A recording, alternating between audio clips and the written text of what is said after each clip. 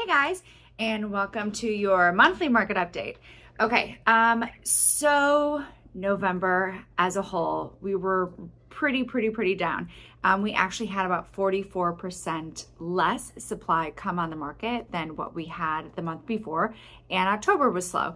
Now look, November is historically slow. We have Thanksgiving, we go into more of the holidays, but we usually hit about that 1,000 mark, and I believe we're right at 860 for units that came in over the last month. So we're definitely below what we are usually at.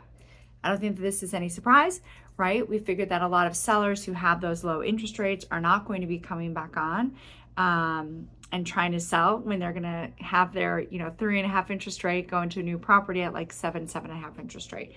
However, one thing that we do want to keep in mind is, I heard it today actually, and I think it's the best thing. Buyers have a herd mentality, which is what it is. It's kind of crazy to me, but you know it, right? When things are going into bidding wars, what do buyers do? They buy. They're putting $100,000, $200,000, $300,000 over ask so that they can secure that property because it's that herd mentality. If they're buying, I feel safe, I'm gonna buy. But what I wanna challenge you on is if you are thinking about selling, you are thinking about buying, and look, I'm not saying that we're ever going to get a 3% interest rate again.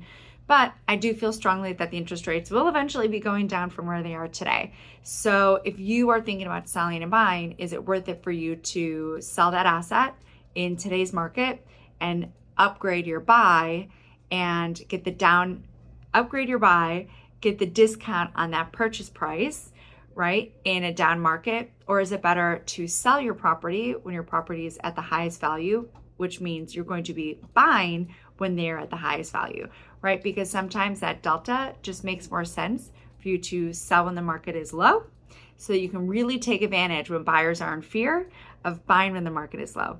And I have to tell you right now, we have a lot of concessions for the products that we have on the market because we want to make it good for buyers and good for brokers to bring their buyers to our properties. So if you would like some incentive, make sure to check out what we have on the market currently right now.